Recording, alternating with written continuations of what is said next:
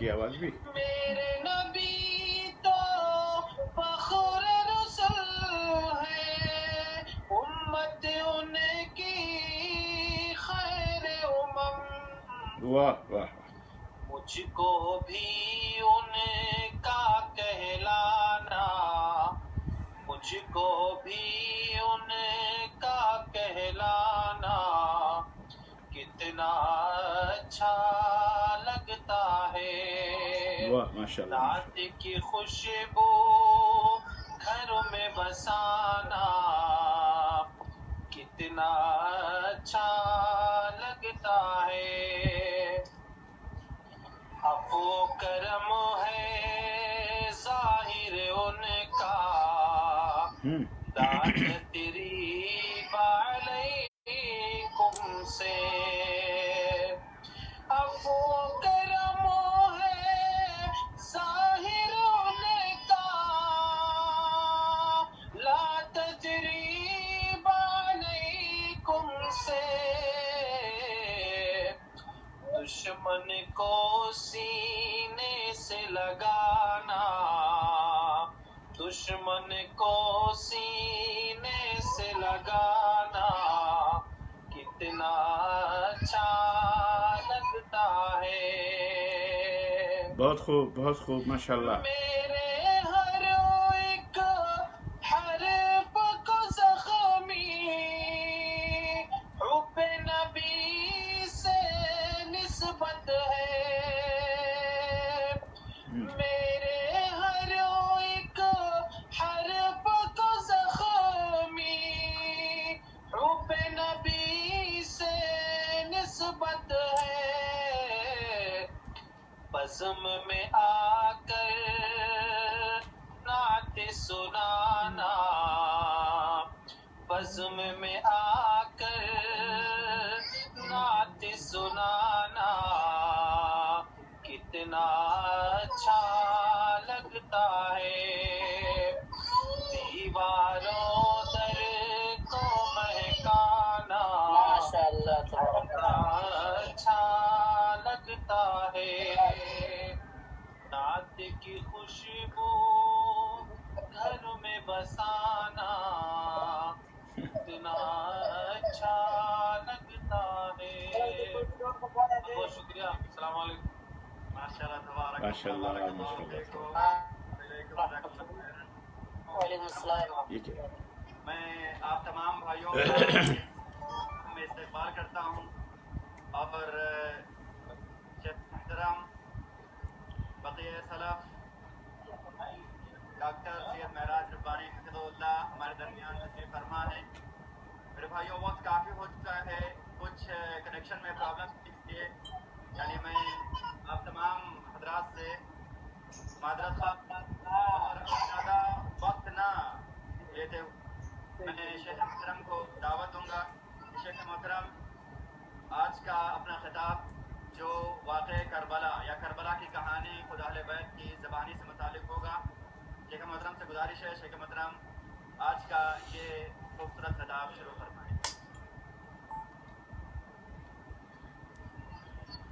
السلام علیکم ورحمۃ اللہ وبرکاتہ، الحمد للہ رب العالمین والصلاة والسلام علی نبینا محمد وعلی آلہ وصحبہ اجمعین، اما بعد، قال اللہ عز وجل فی کلامہ المجید، اعوذ باللہ السمیع العلیم من الشیطان الرجیم، بسم اللہ الرحمن الرحیم، یا ایہا الذین آمنوا استعینوا بالصبر والصلاۃ ان اللہ مع الصابرین،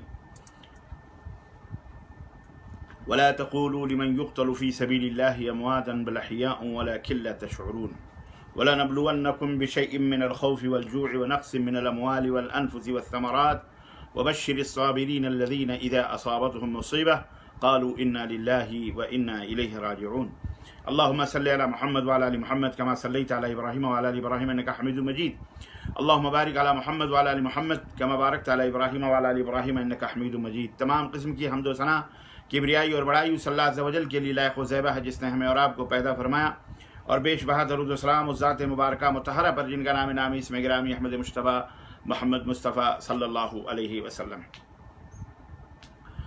سوشل میڈیا پہ بیٹھے ہوئے تمام بھائیوں اور بہنوں، دوستوں، عام اور خاص تمام حضرات،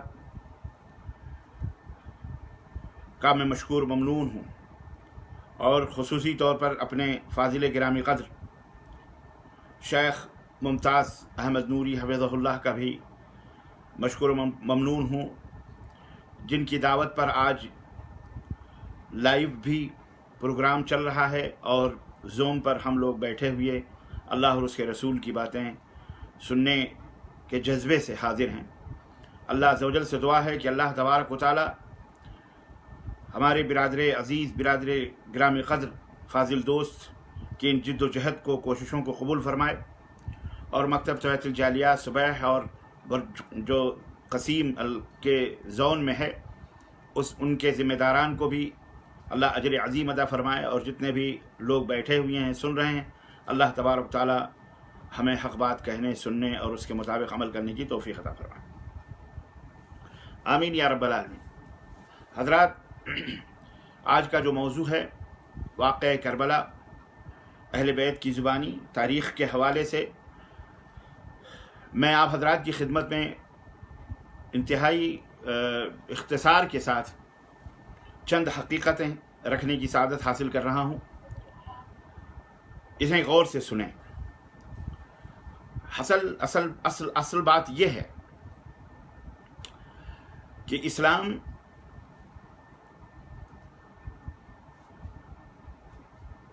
के अंदर जो हादिसात और जो वाक़यात हुए हैं, उन हादिसात और वाक़यात को समझने के लिए चंद बुनियादी मालूमात का होना बहुत ज़रूरी है। मसलन इस्लाम अल्लाह रब्बुल इज़्ज़त का पसंदीदा दीन है, तो क्यों है? यही दीन क्यों अल्लाह रब्बुल इज़्ज़त के यहाँ पसंदीदा है दूसरे अदियान के मुकाबले में?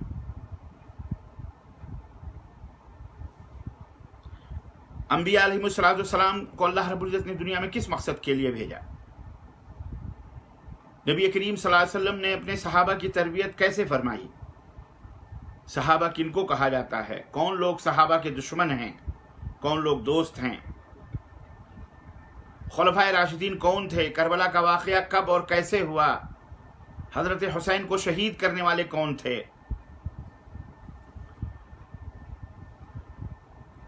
ऐसे ही वो ऐसी चंद बुनियादी बातें हैं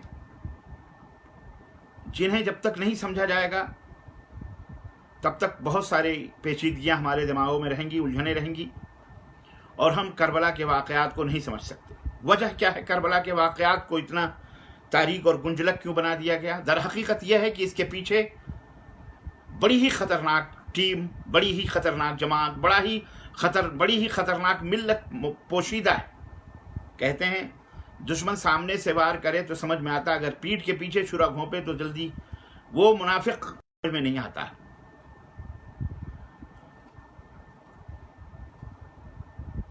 हर मुसलमान करबला कत्ल हुसैन का मातम मना रहा है, नौहा कर रहा है, गिरिया कर रहा है। छोटे से छोटे, अमीर से अमीर, गरीब से गरीब,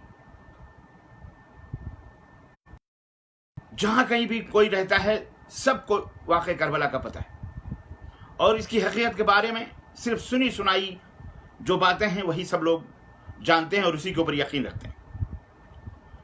और इसमें भी कोई शक नहीं कि मीडिया का बहुत बड़ा हाथ होता है इसमें, इसके तशहीर करने में।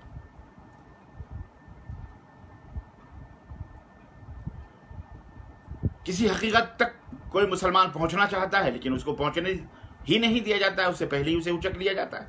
मीडिया उसे गुमराह कर देती है। बिलखुसूस आज के ज़माने में एक से एक ड्रामे, एक से एक चीज़ें इस्लाम के नाम पर, इस्लाम के ताल्लुक़ से चस्पा कर दिए गए हैं, ठोक दिए गए हैं और उनके मुताबिक लोगों को गुमराह किया जा रहा है। आइए आज इन हकीकतों से पर्दा उठाते हैं और इस हकीकत को समझने की कोशिश करते हैं कि करबला का जो वाक़या है ये क्यों और कैसे रूनुमा हुआ और इसके पीछे कौन से वो लोग हैं, कौन से वो नापाक और मनहूस और गलीज़ चेहरे हैं جنہوں نے گلشن رسالت کو، گلشن نبوت کو نیست و نابود کیا، چمن نبوت کے ایک ایک گل اور بوٹوں کو مسلا، کچلا، ختم کر دیا۔ یہی نہیں بلکہ اسلام تک پہنچنے کی کوشش کر رہے تھے، لیکن کون سی وہ ہستیاں تھیں جو راستے میں کھڑی ہو گئیں اور الحمدللہ ان سب کو نیست و نابود کیا گیا۔ آئیے سب سے پہلے یہ دیکھتے ہیں کہ اللہ رب العزت نے انسانوں کو کیوں پیدا کیا، انسان کی پیدائش کا مقصد کیا ہے۔ جس کو دیکھو وہی کربلا کا ڈھول بجا رہا ہے، جس کو دیکھو وہی حسین یا علی یا المدد، گلیوں میں، کوچوں میں، بازاروں میں، نگر نگر، ڈگر ڈگر، ہر جگہ، لیکن وہ اپنی اس پیدائش کے مقصد سے غافل ہے، ناواقف ہے۔ انسان کیوں پیدا کیا گیا؟ اللہ رب العزت نے قرآن کریم میں بڑی صراحت کے ساتھ اس سوال کا جواب دیا، وما خلقت الجن والانس الا لیعبدون ما اريد منهم من رزق وما اريد ان يطعمون ان اللہ هو الرزاق ذو القوة المتین۔ میں نے جناتوں اور انسانوں کو صرف اپنی عبادت کے لیے پیدا کیا ہے۔ اس آیت کریمہ میں اللہ رب العزت نے انسان کی پیدائش کا مقصد بیان فرمایا ہے کہ ہر انسان کے لیے ضروری ہے کہ وہ اس مقصد کو سمجھے کہ وہ صرف اور صرف اللہ عز و جل کی عبادت اور بندگی کے لیے پیدا کیا گیا ہے۔ اگر وہ کرتا ہے تو ٹھیک ہے، نہیں کرتا ہے تو اس کا ٹھکانہ جہنم ہے۔ اللہ نے انبیاء علیہ السلام کو بھیجا، واضح سی بات ہے۔ اللہ رب العزت نے جب انسانوں کو پیدا کیا تو ان کی رشد و ہدایت کے لیے اور انہیں صحیح راستہ بتلانے کے لیے، حق اور باطل کے درمیان فرق کرنے کے لیے اللہ نے انبیاء علیہ السلام کے سر پر یہ ذمہ داری رکھی۔ آدم کی پیدائش سے لے کر ہمارے آخری نبی حضرت محمد رسول اللہ صلی اللہ علیہ وسلم تک بے شمار انبیاء اور رسول اس دنیا میں تشریف لائے۔ اللہ نے ان کو ذمہ داریاں دی کہ وہ توحید و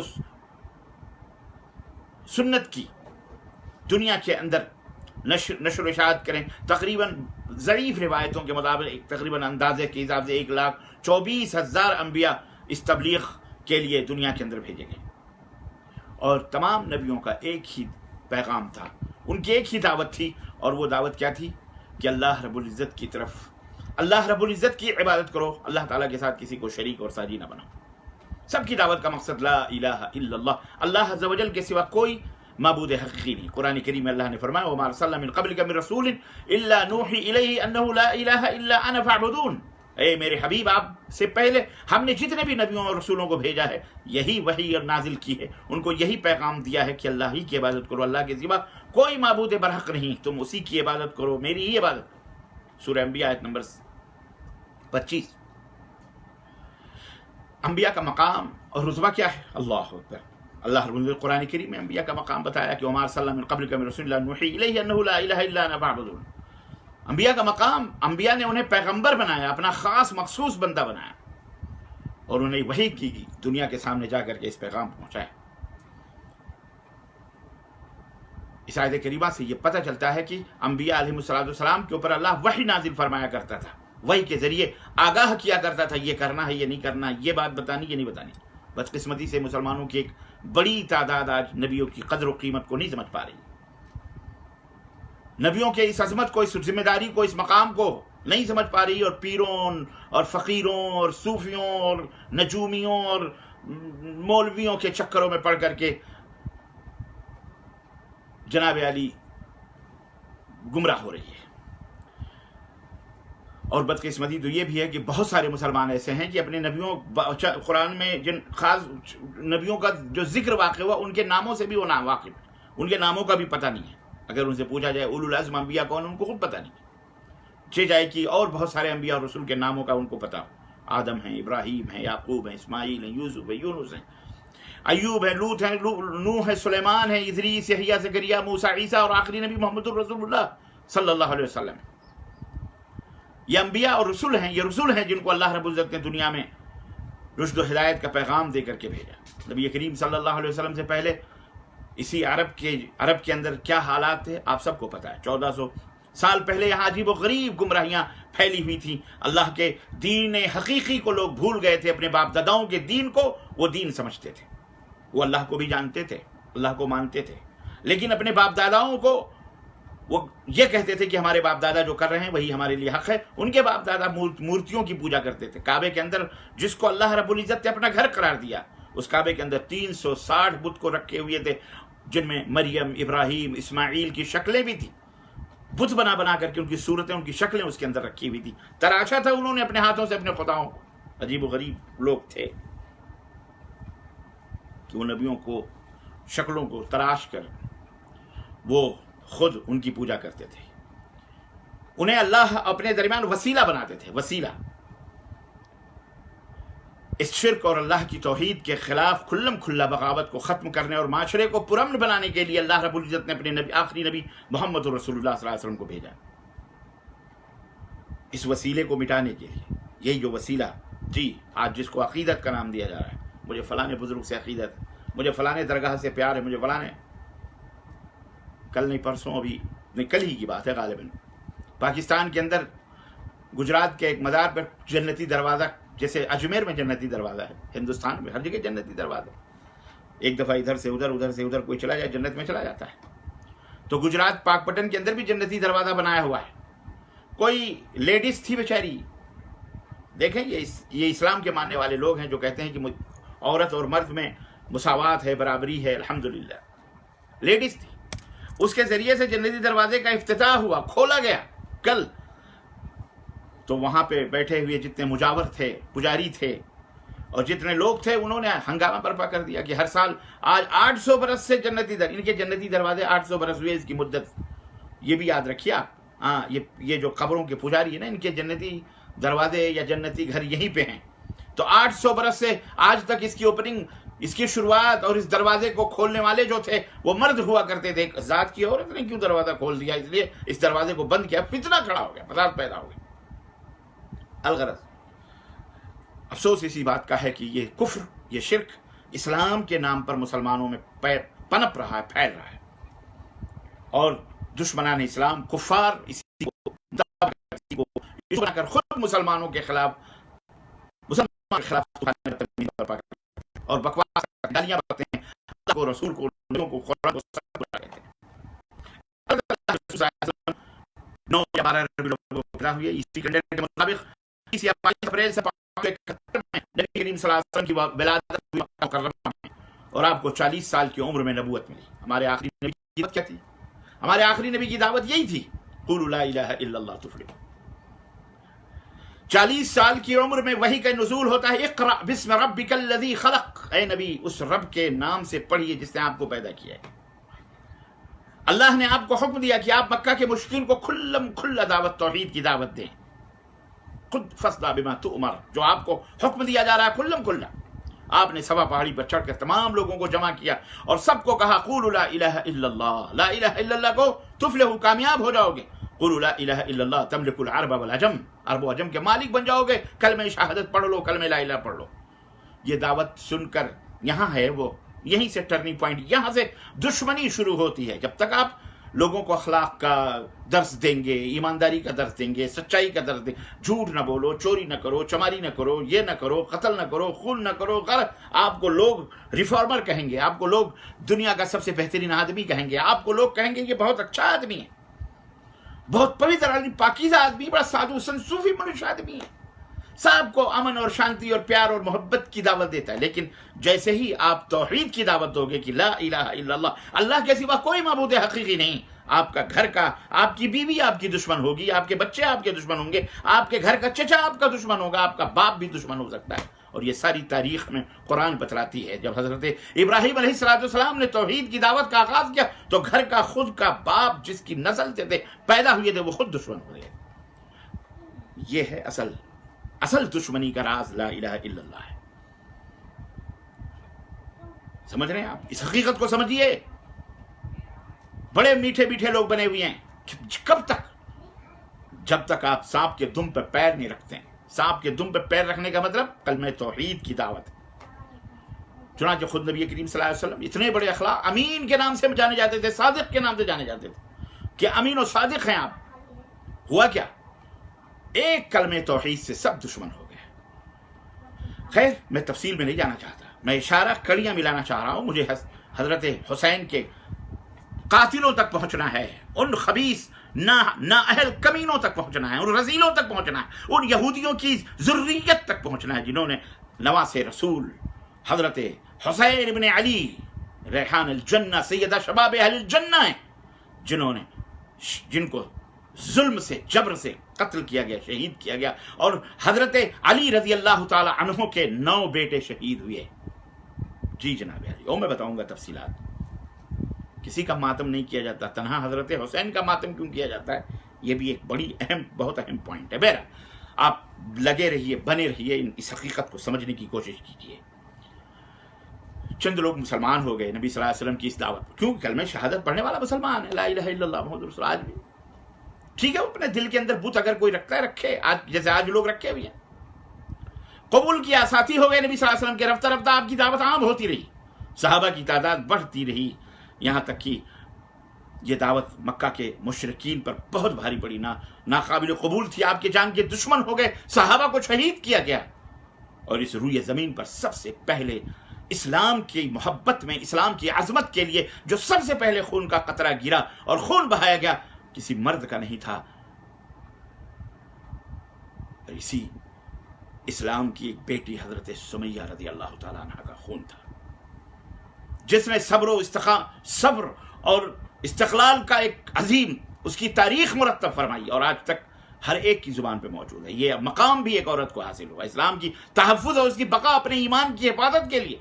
उस एक सिन्फ़ नाजुक ने, इस कमज़ोर सी औरत ने, जब अबू जहल ने उसे शहीद किया, दोनों टांगों को मुख्तलिफ समतों में चीर दिया गया, लेकिन उसके होंठों पर शिकवा नहीं हुआ, मुस्कुराहट थी। बिलबिला उठे दुश्मनान, नबी करीम सल्लल्लाहु अलैहि वसल्लम को हिजरत पर मजबूर कर दिया गया, मुसलमानों को हिजरत पर मजबूर किया, और आप सल्लल्लाहु अलैहि वसल्लम हिजरत के लिए गए। सन हिजरी का आगाज यही बताता है हमको, यही तारीख है। आइए अब हम सबसे पहले ये भी देखते हैं कि सन हिजरी का आगाज कब हुआ और कैसे हुआ और किसने किया। इस्लामी तारीख यानी सन हिजरी की बुनियाद यही वाक़या हिजरत को बनाया गया। हज़रत अबू सईद खुदरी रज़ी अल्लाह ताला अन्हु, हज़रत उमर बिन खत्ताब रज़ी अल्लाह ताला अन्हु के दरबार में पहुंचकर कहा, हिसाब किताब में गड़बड़ हो रही है, आप कुछ करें। नबी करीम सल्लल्लाहु अलैहि वसल्लम ने नबूवत के 13वें साल ज़िलहिज्जा में, यानी 12वें महीने के आखिर में, काफिरों से तंग होकर मक्का मुकर्रमा को खैरबाद कहा, हिजरत की। जो चांद तुलू हुआ मुहर्रमुल हराम की पहली तारीख थी, वो मदीना मुनव्वरा में थी। इसी तरह इस्लामी साल यानी हिजरी साल का पहला महीना मुहर्रम तक पाया गया।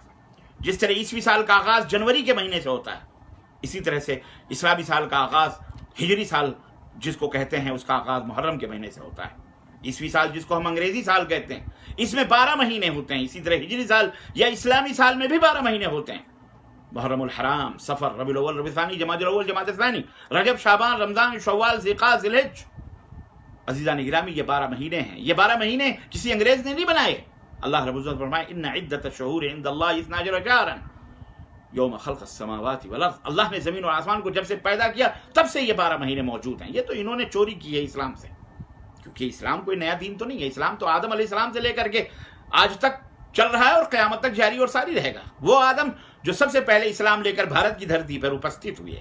जी हाँ, ये भी हमारी हिस्ट्री बताती है। आदम अलैहिस्सलाम के बारे में जो आता है कि हज़रत आदम ने सबसे पहला पैर कहाँ रखा? भारत के अंदर रखा। तो भारत का पहला दीन, जिस तरह पहला इंसान आदम है और उनकी औलाद बाद में हुई, इसी तरह इस्लाम पहला दीन है जो भारत के अंदर मौजूद था, सबसे पहला दीन। अल्हम्दुलिल्लाह, इस तारीख को भी मुसलमान भूल बैठे हैं, इसको भी जहन में रखिए। अजीज़ान गिरामी, आगे बढ़ते हैं। ला इलाहा इल्लल्लाह जिसकी तरफ नबी सल्लल्लाहु अलैहि वसल्लम ने दावत दी, इसका मतलब क्या है? सिर्फ जुबान से कहना बस? अल्लामा इकबाल ने कहा, जुबान से कह भी दिया ला इलाहा तो क्या हासिल, जुबान से कह भी दिया ला इलाहा तो क्या हासिल, दिलो नजर जो मुसलमान नहीं तो कुछ भी नहीं। ला इलाहा इल्लल्लाह का मतलब यह है कि अल्लाह के सिवा कोई मुश्किल कुशा, कोई हाजत रवा, कोई बंदगी और इबादत का मुस्तहिक नहीं है, सिर्फ एक अल्लाह। जी हाँ, डंके की चोट पे कहो, अला ऐलान कहो कि तुमने जिनको अपने हाथों से तराशा है, जिन खपच्चियों से तुमने अपने माबूद बनाए, बुत बनाए, उन्हें सजदा करते हो, जिन झंडों, जिन शब्दों, जिन आलमों, जिन चबूतरों, जिन मज़ारों, जिन दरगाहों, जिन मूर्तियों, जिन देवी, जिन देवताओं को, ये सब तुमने बनाए, तुमने बनाए। अब तुमने जब बनाए तो हम तुम्हारे बनाए हुए को, जिसको तुमने बनाया हम उसे बनाए, तुमने बनाया हम उसे कैसे माबूद कहेंगे? हम उसकी पूजा कैसे करेंगे? माबूद तो वो है जिसने हमको भी बनाया, तुमको भी बनाया, और जिसने ये पूरा ब्रह्मांड बनाया, ये सब कुछ बनाया, वही माबूद हो सकता है। तुमने जिसको बनाया हम उसे माबूद क्यों माने? जबरदस्ती है। زبردستی ہے. چلاتے ہو مسلمان یہ نہیں مانتے، مسلمان اس کو نہیں مانتے، مسلمان. ارے کیوں مانے بھائی؟ یہ تم نے بنایا، یہ دیوی دیوتا تم نے اپنے ہاتھوں سے بنایا کہ نہیں بنایا؟ بولو، بنایا کہ نہیں بنایا؟ جب تم نے بنایا تو ہم کیوں اس کو پوجیں؟ تمہاری بنائی ہوئی چیزوں کو کیوں پوجیں؟ ہم اس کو پوجتے ہیں، ہم اس کی عبادت کرتے ہیں جس نے سب کچھ بنایا. تم اپنے بھگوانوں کی، اپنے ایشور کی، اپنے مورتیوں کی رچھا اور ان کی حفاظت کے لیے مرتے ہو. ہم اپنے اللہ کی حفاظت کے لیے نہیں مرتے. اللہ تو وہ ہے جو ہماری حفاظت کرتا ہے، ہماری رچھا کرتا ہے، جو ہم سب کی رچھا کرے، جو ہم سب کی حفاظت کرے، وہ معبود ہو سکتا ہے. جس کی حفاظت کی جائے وہ معبود کیسے ہوگا؟ غور کرو، سوچو ذرا، اس میں بھی بہت بڑی بات ہے.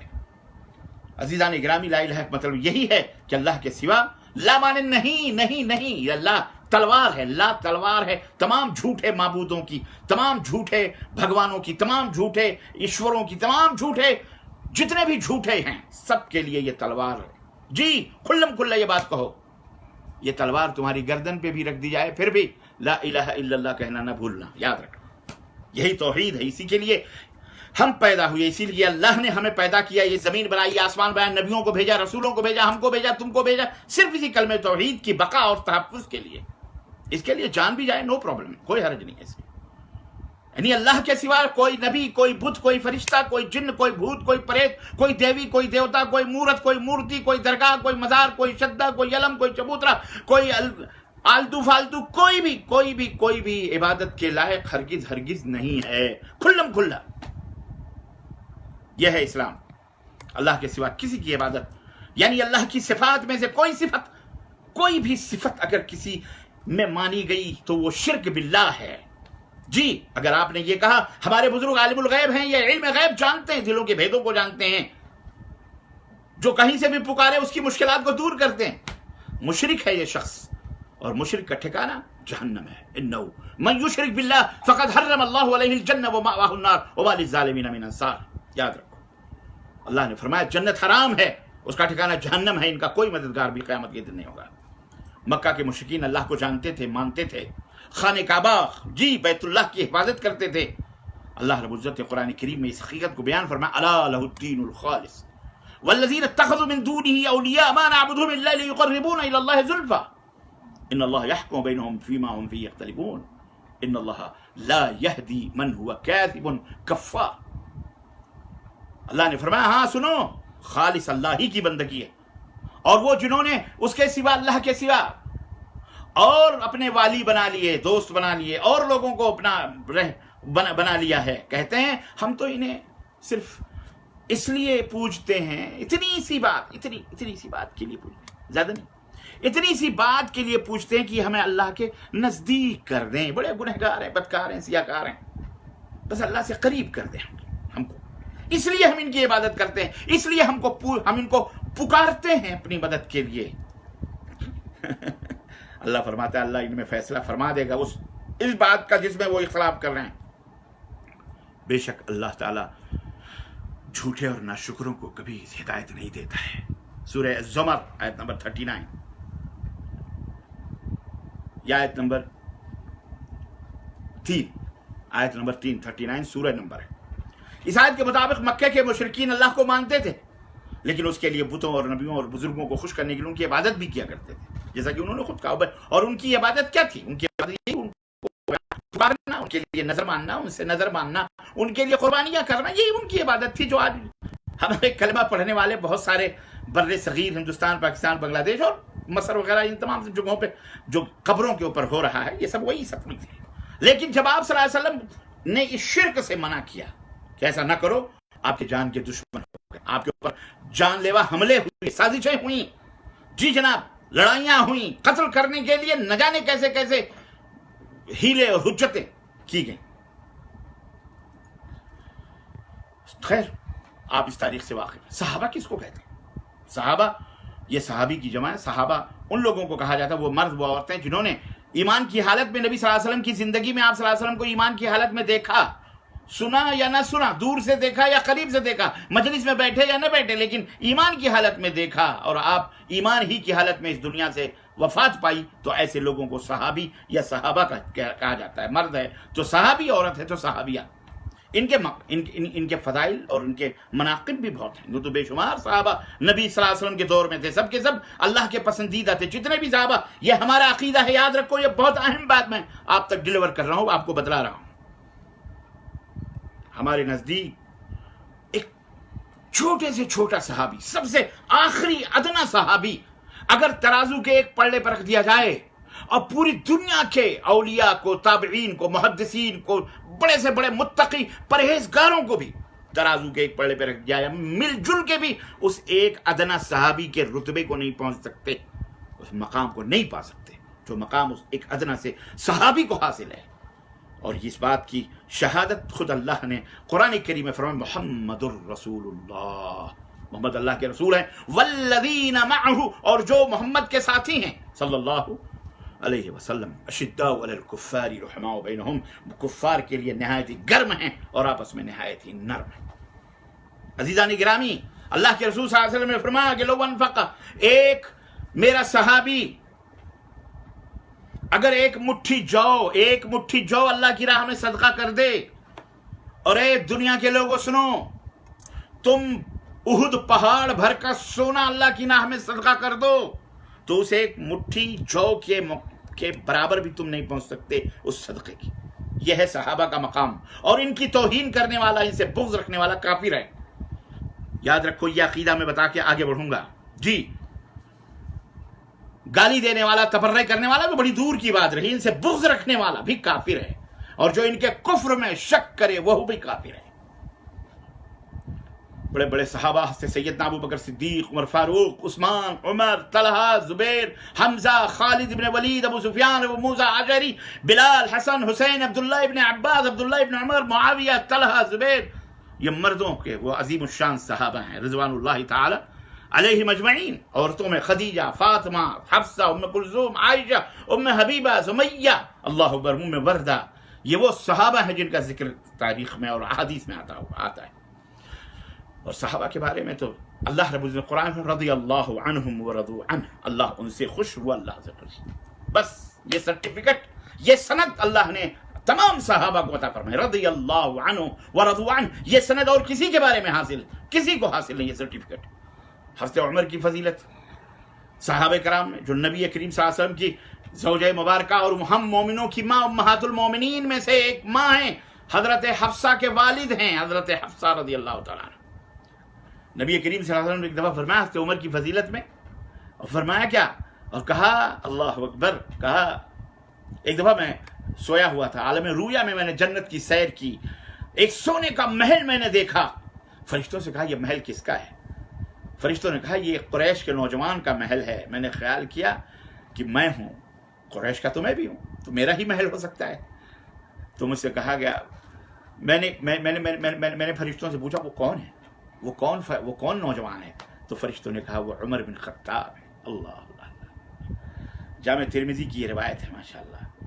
اور یہیں پر یہ بات اور آئی کہ حضرت عمر بن خطاب، اللہ کے رسول صلی اللہ علیہ وسلم نے دیکھا کہ نہایت ہی حسین اور خوبصورت لونڈی اندر بیٹھ کے اس سونے کے محل میں وضو کر رہی ہے. نبی کائنات نے سوچا کہ اس محل میں داخل ہوں. حضرت عمر سے کہا عمر تیری غیرت نے میرے قدموں میں زنجیر پہنا دی، ورنہ میں اس محل میں داخل ہوتا. نبی کریم صلی اللہ علیہ وسلم سے رو پڑے عمر بن خطاب کہ اغیر علیک یا رسول اللہ، اللہ کے نبی کیا میں آپ سے غیرت کروں گا؟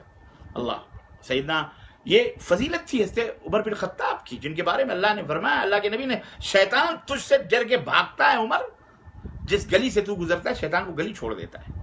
حضرت عمر بن خطاب رضی اللہ عنہ کے بارے میں نبی کریم صلی اللہ علیہ وسلم نے فرمایا کہ لو کان بعدی نبی لکان عمر، میرے بعد اگر کوئی نبی ہوتا، نبوت کے مقام اور درجے پہ ہوتا یا نبی ہوتا، تو اللہ عمر کو نبی بنا کر کے بھیجتا. یہ رتبے ہیں، مقام ہیں جو اللہ رب العزت نے صحابہ کو عطا فرمایا. حضرت ابوبکر صدیق جو سب سے پہلے خلیفہ اول ہیں، جی جناب علی، ان کی فضیلت کی تو کیا بات ہے. حضرت عائشہ کے والد ہیں، ام المومنین ہیں ان کی بیٹی حضرت عائشہ. اللہ اکبر. ابو ہریرہ کہتے ہیں کہ رسول اللہ صلی اللہ علیہ وسلم نے فرمایا کہ میرے اوپر کسی کا احسان ایسا نہیں کہ جس کا بدلہ ہم نے چکا نہ دیا ہو، سب کا بدلہ ہم نے دے دیا سوائے ابو بکر. ابو بکر کا جو احسان ہم پر ہے اس کا بدلہ ان کو اللہ قیامت کے دن عطا فرمائے گا. سبحان اللہ. اور اتنا نفع مجھ کو کسی کے مال نے نہیں دیا جتنا نفع ابو بکر کے مال سے مجھے حاصل ہوا ہے. یہ بھی جامع ترمذی کی روایت ہے. یہ سیدنا ابو بکر صدیق، اور بھی فضائل ہیں بہرحال. حضرت عثمان غنی کی فضیلت میں مختصراً کڑیاں ملا رہا ہوں آپ کو، میں تفصیلات میں نہیں جانا چاہتا. عثمان غنی کی کیا بات ہے، 2 بیٹیوں کے ایک بعد دیگرے شوہر، اور جن کے بارے میں فرمایا کہ اگر میرے پاس 100 بیٹیاں بھی ہوتی تو اے عثمان تیرے لیے میں ایک بعد دیگرے انہیں تیرے اوپر بیاہ دیتا. انس بن مالک سے روایت ہے، کہتے ہیں نبی صلی اللہ علیہ وسلم احد پہاڑ پہ چڑھے، آپ کے ساتھ ابو بکر بھی تھے، عمر بھی تھے اور عثمان بھی تھے. پہاڑ ہلنے لگا، تھر تھرانے لگا، آپ نے لات ماری، کہا امسک کیا احد ٹھہر جا، تھم جا، تجھے نہیں پتا تیرے اوپر ایک پیغمبر ہے، ایک صدیق ہے، 2 شہید ہیں. اللہ صحیح بخاری کی روایت ہے. اور ام المومنین عائشہ رضی اللہ عنہا کی فضیلت کا تو کیا کہنا ہے، ان کا ذکر کروں تو کلیجے پھٹتے ہیں دشمنان صحابہ کے. ابو بکر کی بیٹی ہیں، نبی کریم کی زوجہ مبارکہ ہیں. انس سے روایت ہے، کسی نے پوچھا یا رسول اللہ آپ لوگوں میں مردوں میں آپ کس سے سب سے زیادہ پیار کرتے ہیں؟ تو آپ نے فرمایا لوگوں میں آپ کس سے زیادہ پیار، مردوں نہیں لوگوں میں کس سے زیادہ آپ کو زیادہ پیار ہے؟ تو آپ نے فرمایا عائشہ سے. لوگوں نے پوچھا اور مردوں میں؟ تو آپ نے فرمایا ابو بکر سے. اللہ اکبر، یہ بھی جامع ترمذی کی روایت. اللہ اکبر. میرے عزیز، میرے دوست، میرے بھائی، حضرت علی کی فضیلت کا کیا کہنا. آپ کے چچیرے بھائی بھی ہیں، داماد ہیں، فاطمۃ الزہرا سیدۃ النساء الجنہ، جنت کے سردار، جنت کے عورتوں کی سردار ہوں گی فاطمۃ الزہرا رضی اللہ تعالیٰ عنہ. نبی صلی اللہ علیہ وسلم کی یہ شوہر ہیں حضرت علی رضی اللہ تعالیٰ عنہ، حضرت فاطمۃ الزہرا کے. جابر روایت کرتے ہیں کہ نبی صلی اللہ علیہ وسلم نے علی سے فرمایا تم مجھ سے ایسے ہو جیسے ہارون موسیٰ سے، لیکن اتنا ہے کہ میرے بعد کوئی نبی نہیں، یعنی جیسے ہارون تھے ایسے کوئی بھی نہیں ہے، تم بھی نہیں ہو. سمجھ رہے، یعنی تم نبی نہیں ہو سکتے. یہ بھی جامع ترمذی کا ہے. آئیے حضرت معاویہ کی خدمت میں چلتے ہیں. نبی کریم صلی اللہ علیہ وسلم کے سالے ہیں، جی ہماری زبان میں، اور قیامت تک آنے والے مومنوں کے ماموں بھی ہیں، کیونکہ آپ کی ہمشیرہ حضرت ام حبیبہ جو امہات المومنین میں شامل ہیں، نبی صلی اللہ علیہ وسلم کی اہلیہ ہیں، زوجہ مبارکہ ہیں، مومنوں کی ماں ہیں. یہ بہن ہیں حضرت امیر معاویہ کاتب وحی، کہ جب بھی جبریل اللہ کا کلام لے کر کے زمین پہ نازل ہوتے تھے اس وقت نبی معاویہ کو آواز دیتے تھے اور دوسرے صحابہ کو، آؤ اللہ کا کلام آیا ہے، لکھو. یہ کاتب وحی تھے. عبد الرحمن بن ابو عمیرہ سے روایت ہے کہ نبی صلی اللہ علیہ وسلم نے معاویہ کے لیے دعا کی کہ اللہ معاویہ کو ہدایت پر اور ہدایت یافتہ کر دے اور لوگوں کو اس سے ہدایت عطا فرما. یہ بھی جامع ترمذی کی روایت ہے. اور فاطمۃ الزہرا کی فضیلت، اللہ نبی کی بیٹی اور حضرت علی کی زوجہ مبارکہ تھیں. مسور ابن مخرمہ سے روایت ہے کہ میں نے سنا رسول اللہ صلی اللہ علیہ وسلم سے، اور وہ ممبر پہ تھے، کہ بنی ہشام بن مغیرہ یعنی ابو جہل نے مجھ سے اجازت چاہی کہ ہم اپنی لڑکی کو بیاہ دیں. سو میں اجازت نہیں دیتا، مگر اگر ارادہ ہو علی کا تو پہلے میری بیٹی کو طلاق دے دے، اس کے بعد ابو مغیرہ بنی ہشام ابن مغیرہ سے یعنی ابو جہل کی بیٹی سے شادی کر لی، اس لیے کہ فاطمہ بضعۃ منی، فاطمہ میرے دل کا ٹکڑا ہے. برا مجھے لگتا ہے جو انہیں برا لگتا ہے، اور تکلیف ہوتی ہے مجھ کو جس بات سے فاطمہ کو تکلیف ہوتی ہے. اللہ. اور حضرت حسن، اب میں آ رہا ہوں دھیرے دھیرے، اور حضرت حسین کی جو فضیلت ہے، جو نبی کے نواسے ہیں، حضرت علی کے صاحبزادے فاطمۃ الزہرا کے بیٹے، حضرت عمر بن خطاب کے سالے ہیں دونوں، حسن بھی اور حسین بھی. کیا رشتہ ہے جی، اور بہت سارے رشتے ہیں.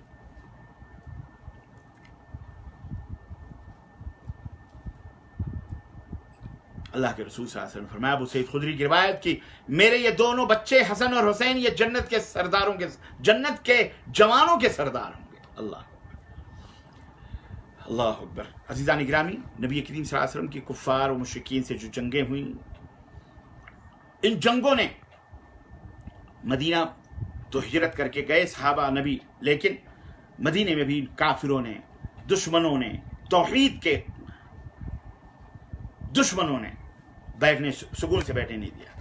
اور پھر اللہ تعالیٰ نے وحی کے ذریعے یہ بتایا کہ یہ تم کو قتل کرنے کے درپے ہیں، یہ تمہارے اوپر حملے کرتے ہیں، سازشیں کرتے ہیں، اب تمہیں جہاد کا اعلان کر دو، تم بھی جنگ کرنے کا حکم اللہ رب العزت نے دے دیا. اور کفار و مشرکین نے कुफार मुशरिकीन ने मुसलमानों की سب سے پہلی جنگ جو لڑی گئی وہ غزوہ بدر تھی، سن 2 ہجری میں ہوئی، جس لڑائی میں مشرکین کو کھلم کھلا شکست ہوئی۔ ابو جہل جو تمام کا سردار تھا کافروں کا، اس کی گردن کو کاٹا گیا۔ سن 3 ہجری میں جنگ احد ہوئی، 2 ہجری میں جنگ بدر اور سن 3 ہجری میں جنگ احد ہوئی۔ سن 5 ہجری میں غزوہ خندق کے مقام پر جنگ ہوئی، اور سن 7 ہجری میں غزوہ خیبر ہوئی، اور یہ جنگ یہودیوں سے ہوئی اور یہودیوں کو شکست کا سامنا کرنا پڑا۔ یہ پہلی جنگ تھی جو یہودیوں سے اور مسلمانوں سے ہو رہی ہوئی تھی۔ اور سن 8 ہجری میں مسلمانوں نے نبی کریم صلی اللہ علیہ وسلم کے ساتھ مل کر 10,000 کا لشکر جرار لے کر نبی کریم صلی اللہ علیہ وسلم نے مکہ المکرمہ کو فتح کیا، اور مشرکین اور کفار کے چنگل سے جناب علی مکے کو آزاد کیا، اللہ کے گھر کو آزاد کیا، اللہ کے گھر کو پھر سے آباد کیا اپنے سجدوں سے، توحید سے، کلمہ توحید سے اور اذان سے۔ کفار جنگیں ہار کر اپنی ہمتیں توڑ چکے تھے، جی جناب علی، اور اس طرح مکہ کو 360 بتوں سے پاک و صاف کیا گیا، دیوی دیوتاؤں سے جن میں انہوں نے رکھ کر کے پوجنا شروع کیا ہوا تھا، پوج رہے تھے وہ لوگ۔ جاء الحق وزهق الباطل، یہ بھی ہمارے لیے درس ہے کہ کفار کتنے بھی غالب ہو جائیں، اللہ کے گھر کو کتنا بھی غلبے سے لے لیں، لیکن ایک دن آئے گا کہ اللہ تبارک تعالیٰ انہیں ذلیل و رسوا فرمائے گا، اور وہاں پھر توحید کے غلغلے ہوں گے، پھر وہاں پہ اذان توحید گونجے گی انشاءاللہ۔ سن 9 ہجری میں غزوہ تبوک ہوئی۔ اس کے علاوہ بھی کئی جنگیں مسلمانوں نے مشرکین سے اور منافقین سے کی، جس میں مشرکین اور منافقین کو نہ صرف یہ کہ عبرتناک شکستیں ہوئی، بلکہ مکہ، مدینہ، شام، بلکہ تمام جزیرے عرب مسلمانوں کے قبضے میں ہو گیا۔ مشرک مکہ اور کفار نے جب یہ دیکھا کہ ہم مسلمانوں کا مقابلہ جنگوں سے نہیں کر سکتے، تو انہوں نے سب سے بڑے ہتھیار کا سہارا لیا۔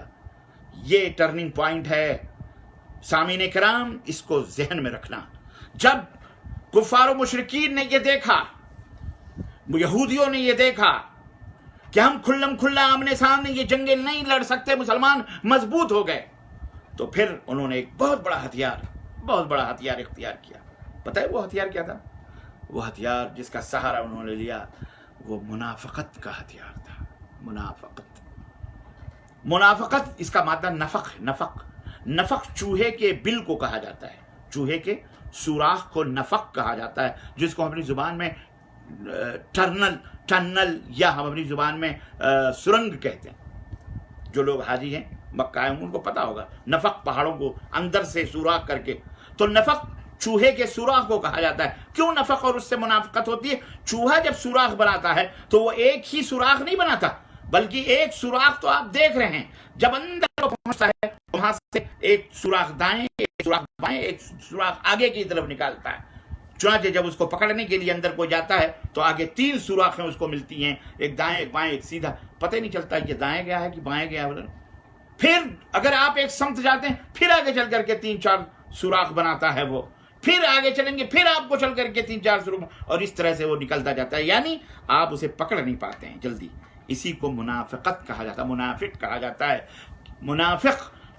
اسی لیے اللہ تعالیٰ نے ان کا جو مقام جہنم میں رکھا ہے نا، منافقوں کا، کافروں سے اوپر رکھا ہے۔ کیا رکھا ہے؟ کافروں کے بارے میں تو یہ ہے کہ وہ جہنم میں رہیں گے، لیکن منافقوں کے بارے میں اللہ نے فرمایا کہ ان المنافقین فی الدرک الاسفل من النار، یہ جہنم کے سب سے نچلے طبقے میں ہوں گے، ایک دم سب سے نچلے منافق ہوتا ہے، اور ہو گیا۔ عزیزان گرامی، 2 گلا اور 2 منہ کو منافق کہا جاتا ہے، منافق کہا جاتا ہے۔ اس کی پہچان کیا ہے؟ اذا حدث کذب، جب بات کرے جھوٹ بولے، وَإِذَا وَعَدَ أَخْلَفَ، جب وعدہ کرے تو وعدہ خلافی کرے، وَإِذَا خَاصَمَ فَجَرَ، جب وہ جھگڑا کرے تو لڑائی کرے، اور چوتھی پہچان یہ ہے کہ اذا اؤتمن خان، جب وہ امانت سونپی جائے تو اس میں وہ خیانت۔ شرک کرنے والا چونکہ اللہ کو بھی جانتا ہے لیکن اس کے ساتھ بے شمار شریک بھی ٹھہراتا ہے، اس لیے فطری طور پر چونکہ وہ اپنے پیدا کرنے والے رب کو دھوکہ دینے کی عادت بنا لیتا ہے، اس لیے وہ مومن کو دھوکہ دینے میں کوئی شرم، گناہ، کوئی عار نہیں محسوس کرتا۔ یہ منافقین نبی صلی اللہ علیہ وسلم کے زمانے میں بھی موجود تھے، ہمتیں ان کی ٹوٹ چکی تھی، لیکن اندر سے یہ چوہوں کی طرح سوراخ کر کے ادھر ادھر سے کرتے تھے۔ لیکن اللہ تعالیٰ ہمارے نبی کو وحی کے ذریعے ان منافقین کی حرکتوں کے بارے میں بتا دیا کرتا تھا، لیکن جب نبی صلی اللہ علیہ وسلم اس دنیا میں نہیں رہے، آپ کی وفات ہو گئی اور آپ اس دنیا سے اٹھا لیے گئے، تو پھر منافقین زور پکڑ ان کا زور بڑھنے لگا. حضرت عمر بن خطاب روتے تھے. کیوں کہا جاتا ہے حضرت عمر بن خطاب کس لیے روتے تھے؟ کہتے تھے کہ نبی تھے تو ہمیں منافقوں کا پتہ چل جایا کرتا تھا. آج نبی ہمارے درمیان نہیں رہے تو ہمیں پتہ نہیں چلتا کون ہمارا دوست ہے کون ہمارا دشمن ہے. ان منافقوں نے صحابہ کے درمیان بڑے مسائل پیدا کیے. ان منافقوں کے بارے میں اللہ نے قرآن کریم میں فرمایا وَإِذَا لَقُوا الَّذِينَ آمَنُوا قَالُوا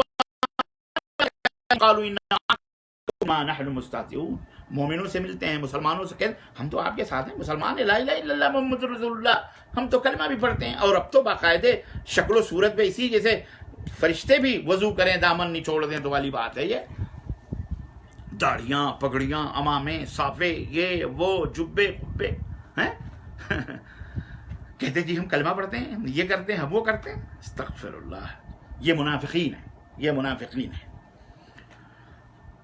مومنوں سے ملتے ہیں تو کہتے ہیں ہم ایمان لائے, اور جب شیطانوں میں جاتے ہیں اپنے گروپ میں کافروں میں تو کہتے ہیں ہم تو آپ کے ساتھ ہیں, ہم تو مذاق کر رہے ہیں ان کے ساتھ. آج بھی دیکھیے پارلیمنٹوں میں, وزارتوں میں سارے منافقین بیٹھے ہوئے ہیں. مسلمانوں کے ساتھ بھی کہتے ہیں ہمارا نام فلانا مسلمانوں جیسا ہے, لیکن ان کا طریقہ, ان کا وتیرہ, ان کا کردار, ان کا کیریکٹر کافروں سے بھی بدتر ہے.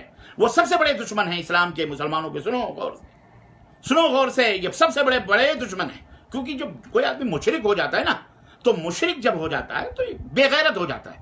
مشرک کا مطلب بے غیرت, بے حیا, بالکل اس کا کہیں کوئی دروازہ نہیں ہوتا. مومن کا تو ایک چوکھٹ اللہ کا دروازہ ہے, وہاں جا کر کے وہ اپنے سر کو. لیکن یہ مشرک جو ہوتا ہے یہ ہر در بدر ہوتا ہے, اسی لیے وہ منافقت کرتا ہے. کہتے تھے کہ ہم تو مذاق کر رہے ہیں ان کے ساتھ. سورہ بقرہ آیت نمبر 14. اور یہ بات اچھی طرح جان لیں کہ جو منافق ہوگا وہ مشرک بھی ہوگا. یاد رکھیے, جو منافق ہوگا وہ مشرک بھی ہوگا, اور جو مشرک ہوگا وہ منافق بھی ہوگا. یہ دونوں لازم و ملزوم ہیں. نبی کریم صلی اللہ علیہ وسلم کے دور میں جو بھی منافق تھے, اللہ کی وحی کے ذریعے اللہ تبارک تعالیٰ انہیں آگاہ کر دیا کرتا تھا. اس لیے نبی صلی اللہ علیہ وسلم نے کبھی کسی منافق کو صحابہ کا درجہ نہیں دیا, اور نہ ہی اس کے فضائل بتائے. جبکہ وہ لوگ جو صحابہ کو برا کہتے ہیں اور جو لوگ صحابہ کو گالیاں دیتے ہیں, وہ دراصل اللہ کے نبی کی نبوت پر اعتراض کرتے ہیں. آج جو صحابہ پہ گالیاں ہو رہی ہیں, تبرے کسے جا رہے ہیں, یہ در حقیقت نبی کی تعلیمات, نبی کی نبوت پر اعتراض کرتے ہیں. المہم, نبی کریم صلی اللہ علیہ وسلم کی وفات 12 ربیع الاول سن 11 ہجری مطابق 8 جون سن 632 632 عیسوی میں آپ صلی اللہ علیہ وسلم کی وفات 63 سال کی عمر میں ہوئی. آپ صلی اللہ علیہ وسلم کی وفات کے وقت مشرکین اور منافقین ہر لحاظ سے مسلمانوں سے خوفزدہ تھے. لیکن آپ صلی اللہ علیہ وسلم کی وفات کے بعد مشرکین اور منافقین نے صرف منافقت کرنے پر اکتفا کیا, کیونکہ اب نبی کریم صلی اللہ علیہ وسلم کے بعد وحی کی سلسلہ بند ہو چکا تھا, اور یہ بڑے آرام سے لوگوں کو دھوکہ دے سکتے تھے, مسلمانوں کے درمیان افراتفری پھیلا سکتے تھے, خود مسلمان بن کر کے مسلمانوں کی جڑوں کو, اسلام کی جڑوں کو کھوکھلا کر سکتے تھے. خلیفہ اول سیدنا ابو بکر صدیق رضی اللہ تعالیٰ عنہ, جب نبی کریم صلی اللہ علیہ وسلم کی وفات ہوئی تو مسلمانوں نے ابو بکر کو اپنا پہلا خلیفہ منتخب کیا, اور آپ سن ہجری سے 13 ہجری تک مسلمانوں کے خلیفہ رہے. آپ صلی اللہ علیہ وسلم نے 2 سال 3 مہینے, حضرت ابو بکر صدیق رضی اللہ تعالیٰ عنہ نے 2 سال 3 مہینے اور 10 دن تک حکومت کی. آپ نے منافقین اور مشرکین کو سر اٹھانے کا موقع نہیں دیا. ان 2 برسوں میں آپ نے بڑی فتوحات حاصل کی اور اس طرح سے اسلام کی حفاظت کی. ایک بات میں آپ کو بتاتا چلوں, بخیر میں سوچتا ہوں اس کو آخر میں, لیکن بات آئی ہے سیدنا ابو بکر کی, میں کیسے چھوڑوں. کچھ لوگ اعتراض کرتے ہیں سیدنا ابو بکر کے پاس ہنستے فاطمۃ الزہرا گئیں اور باغ فدق جو ورثہ تھا نبی صلی اللہ علیہ وسلم کی وراثت تھی اس کے بارے میں سوال کیا. ابو بکر غاصب تھے, ابو بکر نے نہیں دیا. فاطمۃ الزہرا اسی غم کے اندر مر گئیں, انتقال کر گئیں, کیونکہ ابو بکر نے وہ نبی صلی اللہ علیہ وسلم نے جو وراثت چھوڑی تھی, ابو بکر نے وہ وراثت نہیں دی. ابو بکر نے وہ وراثت میں حصہ حضرت فاطمۃ الزہرا کو نہیں دیا. اس غم میں فاطمۃ الزہرا جو ہے سیدہ وہ انتقال کر گئی. اس لیے ہم ابو بکر صدیق کے اوپر تبرے کستے ہیں کہ یہ چور ہیں, یہ فلاں ہیں, یعنی گالیاں جو بکتے ہیں. عزیزان گرامی, بہت اس بات کو سنیے غور سے, بہت چھوٹی سی بات ہے یہ, لیکن بہت بڑی بات ہے. آپ اگر اس پوائنٹ کے اوپر غور کریں گے تو آپ کی سمجھ میں آئے گا. ہم نے کہا, یہ کہنے والے نے کہا سیدنا ابو بکر صدیق نے اگر حصہ نہیں دیا تو مجھے یہ بتاؤ کہ آپ کے نزدیک خلیفہ اول کون ہے؟ شیعہ کہے گا ہمارے نزدیک خلیفہ اول حضرت علی رضی اللہ تعالیٰ عنہ ہیں. آپ ان سے سوال کیجئے کہ اگر خلیفہ اول آپ کے نزدیک حضرت علی ہیں تو اعتراض حضرت ابو بکر پہ کیوں کر رہے ہو بھائی؟ حضرت علی پہ کرو. انہوں نے اپنی بیوی کو اپنے سسر حضرت محمد الرسول اللہ صلی اللہ علیہ وسلم کی جائیداد سے حصہ نہیں دیا باغ فتح کا. جب آپ کے نزدیک خلیفہ حضرت سیدنا علی ہیں تو اعتراض حضرت ابو بکر پہ کیوں کرتے ہو؟ حضرت علی نے کیوں نہیں دیا نبی صلی اللہ علیہ وسلم کی وراثت سے باغ فتح کا حصہ؟ تھوڑی دیر کے لیے وہ پریشان ہوگا. پھر اگر وہ یہ کہتا ہے کہ محترم حضرت علی خلیفہ بلا فصل ہیں لیکن ظاہری طور پر تو ابو بکر صدیق ہیں، ظاہری طور پر تو ابو بکر صدیق ہیں، باطنی طور پر تو ہم مانتے ہیں. خیر آپ کہیں کوئی بات نہیں، ظاہری طور پر ابو بکر صدیق تھے، باطنی طور پر آپ انہیں خلیفہ مانتے ہیں. چلیں آگے آپ یہ بتائیں کہ چوتھے خلیفہ جب بنے تو کون بنے؟ حضرت ابوبکر، حضرت عمر، حضرت عثمان کے بعد جو چوتھے خلیفہ بنے تو کون بنے؟ حضرت علی بنے کہ نہیں بنے ظاہری خلیفہ؟ وہ کہے گا ہاں ظاہری خلیفہ تو حضرت علی بنے. تو اب سوال یہ ہے کہ ظاہری خلیفہ جب حضرت علی بنے تو اس وقت جب وہ خلیفہ بنے تو انہوں نے باغ فتح کیوں نہیں تقسیم کیا، کیوں نہیں حاصل کیا جبکہ وہ خلیفہ تھے؟ وہ باغ فتح اولاد فاطمہ میں، اپنی اولاد میں، یا خود بھی بیوی کا حق تھا وراثت میں، ان کا بھی حق تھا تو وہ خود لے سکتے تھے، کیوں نہیں لیا انہوں نے؟ نئی بات سمجھ میں آئی؟ کیوں نہیں لیا انہوں نے حصہ؟ سمجھنے کی کوشش کرو. اس طرح نہیں کہ کہیں کینٹ کہیں کا توڑا بھانمتی سے رشتہ جوڑا. آپ ان کے اوپر اعتراض کریں، آپ ان کے اوپر لام تان کریں، استغفر اللہ. حضرت علی نے کیوں نہیں حصہ لیا؟ پھر حضرت حسن بھی خلیفہ بنائے گئے تو حضرت حسن کو بھی تو اپنی ماں کا حصہ لینا چاہیے تھا. یا بعد میں انہوں نے کہا ٹھیک ہے ہم اتنے دے امیر معاویہ رضی اللہ عنہ کو دے دیا، چلو ٹھیک ہے وہ بات کی بات ہے، لیکن بنے نا خلیفہ اس وقت تو حصہ لینا نہ چاہیے. تیسری بات یہ ہے کہ آپ یہ بتائیے کہ وراثت میں صرف بیٹی کا حق ہوتا ہے؟ باپ کی وراثت میں صرف بیٹی کا حق ہوتا ہے، شوہر کا حق نہیں ہوتا. شوہر کا حق نہیں ہوتا، یا بیٹیوں کا یا بیوی کا حق نہیں ہوتا. آپ کہیں گے بے شک ہوتا ہے، بیوی کا بھی حق ہوتا ہے، شوہر کا بھی، بیٹی کا بھی حق ہوتا ہے، بیٹوں کا بھی حق ہوتا ہے، اور بھی ورثہ ہوتے ہیں ان کا بھی حق ہوتا ہے. تو سوال یہ پیدا ہوتا ہے کہ اگر ابو بکر صدیق نے نبی کی بیٹی کو ورثہ، نبی صلی اللہ علیہ وسلم کی وراثت میں حصہ نہیں دیا، تو آپ بتائیں کہ ابو بکر کی خود کی بیٹی نبی صلی اللہ علیہ وسلم کے زوجیت میں تھی حضرت عائشہ رضی اللہ تعالیٰ عنہ، تو کیا اس حصے وراثت میں حضرت ابو بکر صدیق نے اپنی بیٹی کو بھی حصہ دیا؟ پھر حضرت عمر بن خطاب آئے، حضرت عمر بن خطاب کی بیٹی حضرت حفصہ بھی نبی صلی اللہ علیہ وسلم کی زوجیت میں تھی. کیا نبی صلی اللہ علیہ وسلم کی وراثت میں حضرت عثمان بن خطاب نے اپنی بیٹی حضرت حفصہ کو بھی حصہ دیا؟ تو جب کسی کو وراثت میں کوئی حصہ نہیں ملا تو جھگڑا صرف حضرت فاطمہ کے حصے پر کیوں؟ سوال ہے یہ نہیں ہے.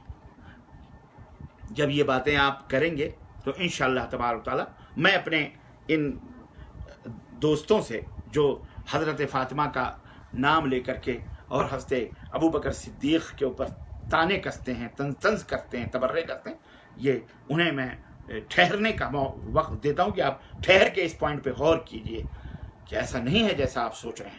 حضرت ابو بکر صدیق ہوں یا حضرت عمر ہوں یا حضرت عثمان ہوں یا حضرت علی، سب اس حقیقت کو جانتے تھے کہ نبی کریم صلی اللہ علیہ وسلم کا فرمان موجود ہے کہ نحن معشر الانبیاء، ہم انبیاء ہیں، ہم رسول ہیں، ما ترکناہ، جو کچھ بھی ہم چھوڑتے ہیں وہ امت کے لیے صدقہ ہوتا ہے، اس میں کسی کو حصہ اور وراثت نہیں ملتی ہے. اس لیے ان تمام صحابہ نے فرمان نبوت پر عمل کرتے ہوئے یہ تمام سب کیا. الغرض یہ بات آئی تھی حضرت ابوبکر صدیق کے تعلق سے، میں نے ایک شبہ آپ حضرات کو بتایا، اس شبہ کا جواب آپ دے سکتے ہیں. حضرت عمر خلیفہ دوم تھے، پھر اس کے بعد آپ کو پتہ ہے کہ 27 ذی الحجہ سن 23 ہجری میں شہادت پائی، اور اب فیروز نامی ابو لؤلؤ خبیث ایرانی مجوسی نے آپ کو زہر میں بجھے ہوئے خنجر مارے عین نماز کی حالت میں. جی ہاں، اور کئی ہزار مربع میل زمین پر مسلمانوں کا قبضہ ہو گیا. کفار و مشرکین کو اچھی طرح سے یہ بات معلوم تھا کہ ہم انہیں اپنے قابو میں نہیں کر سکتے ہیں، ہم جنگ کی ہمت نہیں رکھ سکتے ہیں، اور نہ رکھتے تھے وہ. الحمدللہ اسلام کا قافلہ بڑھتا رہا. خلیفہ سوم حضرت عثمان غنی آئے، ان کے دور میں اب یہاں تھوڑا سا معاملہ پلٹتا ہے. یہودیوں نے مکمل طریقے سے یہ ارادہ کیا کہ اب آگے نہیں بڑھنے دیا جائے گا، اسلام کے قافلے کو روکا جائے گا اور یہاں ان کو ختم کر دیا جائے گا. چنانچہ عبداللہ ابن سبا یہودی منافق یمن سے آیا، سیدنا عثمان غنی رضی اللہ تعالی عنہ کے پاس کلمہ پڑھا، اپنا نام عبداللہ رکھا، اور اس طرح سے مسلمان کا روپ منافق بنا. منافق مسلمان کی شکل و صورت اور روپ دھارن کر کے ڈھال کر یہودیوں کے لیے کام کرنا شروع کیا اور مسلمانوں کو بڑا نقصان پہنچایا، جس کا نقصان آج تک ہم بھگت رہے ہیں. چنانچہ جب اس نے دیکھا کہ علی رضی اللہ تعالیٰ عنہ نبی صلی اللہ علیہ وسلم کے انتہائی قریبی رشتہ دار ہیں، اس نے سوچا اب یہاں سے اس نقطے سے ہم جو ہے آغاز کرتے ہیں لڑائی کا. چنانچہ اس نے سوچا کہ جب علی سب سے زیادہ قریبی رشتہ دار ہیں، چچیرے بھائی بھی ہیں، اگر ان کے نام پر عثمان کے خلاف لوگوں کو بھڑکایا جائے تو بڑی کامیابی ملے گی. چنانچہ عرب میں عبداللہ ابن سبا اپنا کام نہیں کر سکا کیونکہ یہاں صحابہ کی کافی تعداد موجود تھی، اس لیے اس نے عراق کا انتخاب کیا اور وہ عراق گیا. لیکن یہاں پر بھی وہاں کے لوگوں کے دلوں میں یہ علاقہ مسلمانوں نے چونکہ فتح کر لیا تھا، لیکن یہاں پر بھی ابھی بھی لوگوں کے دلوں میں بھی ایرانی بادشاہ کی محبت اور مسلمانوں کے خلاف تھوڑی بہت نفرت تھی. وہاں جا کر عبداللہ ابن سبا نے لوگوں سے کہنا شروع کیا کہ لوگوں، یہ کیا بات ہوئی کہ نبی کے رشتہ دار یعنی علی تو یوں ہی بیٹھے رہیں اور ادھر ادھر کے لوگ خلیفہ بن جائیں؟ ابھی وقت ہے کہ عثمان کو ہٹا کر علی کو خلیفہ بنا دو. چنانچہ بصرہ عراق میں صحابہ کی بہت ہی تھوڑی تعداد تھی جو نہ ہونے کے برابر تھی، کوئی جواب نہیں دے سکتا تھا، اس لیے وہاں سے وہ نبی صلی اللہ علیہ وسلم نے جو ہے، لیکن ایسا نہیں ہو سکا، کوئی جواب نہیں دیا. وہ آہستہ آہستہ وہاں لوگوں کو متاثر کرتا رہا، لوگوں کو حضرت عثمان غنی رضی اللہ تعالیٰ عنہ کے خلاف بھڑکاتا رہا. اور جب بصرہ کے گورنر عبداللہ ابن عامر کو عبداللہ ابن سبا کی منافقت کا پتہ چلا تو انہوں نے وہاں سے نکال دیا. وہ کوفہ آیا، وہاں بھی نکلوا دیا گیا، پھر شام پہنچا، وہاں سے بھی بھگایا گیا. پھر عبداللہ ابن سبا کی پشت پناہی وہاں بھی حاصل نہیں ہو سکی تو وہ وہاں سے سیدھا جو ہے مصر آ گیا اور وہاں کام کرنا شروع کیا. اور ایک اچھی خاصی اس نے جماعت بنا لی، گروہ بنا لی جو حضرت عثمان کے خلاف ہو گئے. اور آپ کو پتہ ہے کہ حضرت عثمان غنی نہایت ہی نرم طبیعت کے مالک تھے. عبداللہ ابن سبا کے اشارے پر لوگ انہیں ان کے خلاف خطوط بھیجتے تھے، پیغام بھیجتے تھے، تمام گورنروں کے خلاف پہنچتے تھے کہ عثمان یہ کر رہے ہیں، عثمان وہ کر رہے ہیں، عثمان وہ کر رہے ہیں، الغرض اس طرح سے بھڑکانا، فتنے کی آگ لگانا عبداللہ ابن سبا نے شروع کیا. اور دھیرے دھیرے پھر نتیجہ آپ کو پتہ ہے کہ حضرت عثمان غنی کو 40 دن ان کے گھر ہی کے اندر قید کر کر کے آخر میں یہی کلمہ پڑھنے والے، نماز پڑھنے والے، روزہ رکھنے والے، اذان دینے والے مسجد نبوی کے اندر یہی منافق، یہی یہودی جنہوں نے اسلام کا لبادہ پہنا ہوا تھا، جو گمراہ ہو چکے تھے، انہوں نے سیدنا عثمان غنی کو 18 ذی الحجہ سن 35 ہجری کو شہید کر دیا. آپ نے 8 سال تک حکومت کی جس میں بڑی کامیابی حاصل ہوئی. اس کے بعد انہی بلوائیوں نے حضرت علی رضی اللہ تعالی عنہ کو گورنر اپنا جو ہے کیا کہتے ہیں خلیفہ مقرر کیا.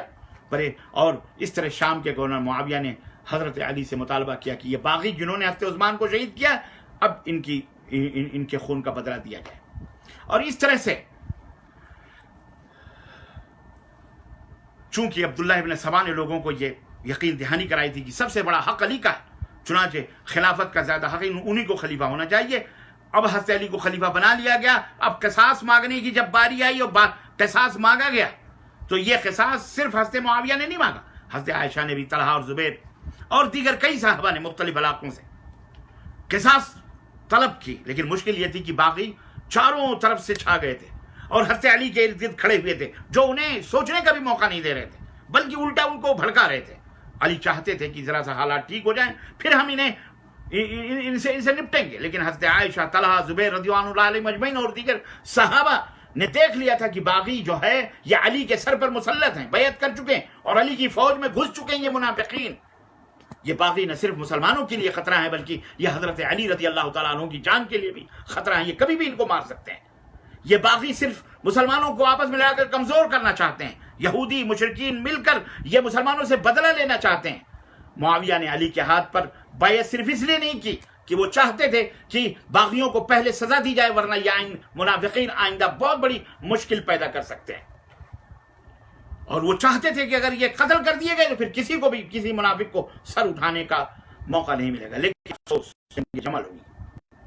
منافقین اور باغیوں نے یہ آگ بھڑکائی, حضرت علی کو ابھارا اور فوج کے اندر بھڑکایا, اور اس طرح سے عائشہ رضی اللہ عنہا اور حضرت علی کے درمیان جب دیکھا کہ رضامندی ہونے والی ہے, مصالحت ہونے والی ہے, انہوں نے اور اس رضامندی کے بعد ہم نے جو حضرت عثمان کو قتل کیا ہمیں بھی قتل کر دیا جائے گا, انہوں نے جو ہے جنگ کی آگ بھڑکا دی اور لڑائی ہوئی, اور اس طرح سے جناب علی تیر پھینکے گئے, اور جو نتیجہ ہوا بہرحال جنگ جمل میں ہزاروں مسلمان شہید کیے گئے. حضرت طلحہ شہید کیے گئے, حضرت زبیر شہید کیے گئے, حضرت عمار ابن یاسر شہید کر دیے گئے. الغرض پھر دوسری جنگ صفین ہوئی جو معاویہ رضی اللہ تعالیٰ عنہ حضرت علی کے درمیان بھی, اس میں بھی ہزاروں مسلمان شہید ہوئے. میں اس میں نہیں جانا چاہتا تفصیلات. چونکہ علی رضی اللہ تعالیٰ عنہ کی فوج میں ایک بہت بڑی تعداد منافقوں کی تھی, باغی کی تھی, قاتلان عثمان موجود تھے.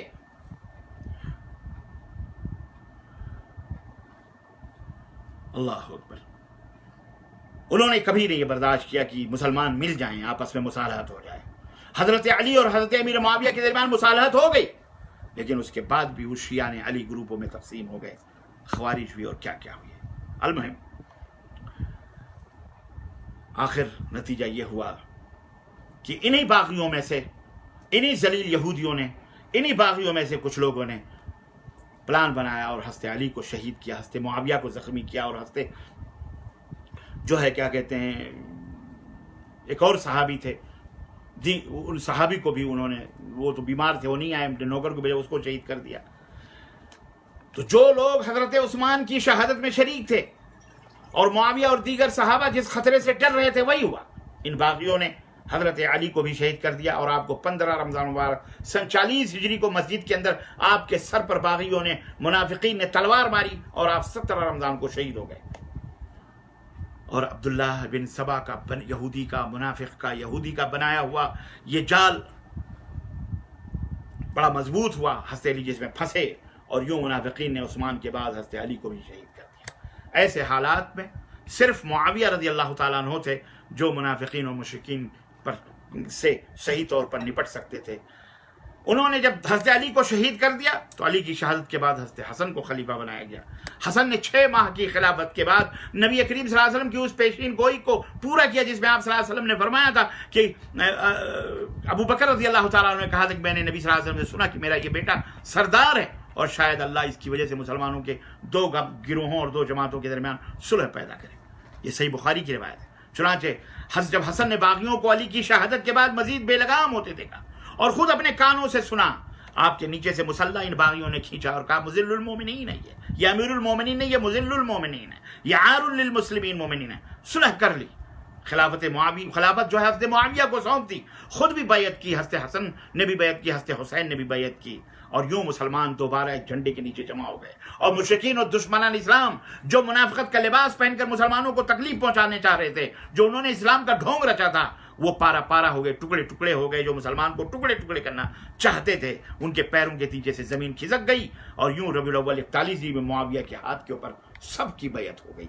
اور معاویہ رضی اللہ تعالیٰ عنہ اقتدار سنبھالنے کے بعد ایک تو یہ کہ مسلمانوں کو دوبارہ مسلمانوں کی سرحدوں کو مضبوط کیا, اور پھر غیر مسلموں کے خلاف جہاد پورے جوش اور جذبے اور ولولے کے ساتھ شروع کیا, جو کہ کسی حد تک کم ہو چکا تھا کیونکہ منافقین نے صحابہ کو آپس میں لڑا دیا تھا.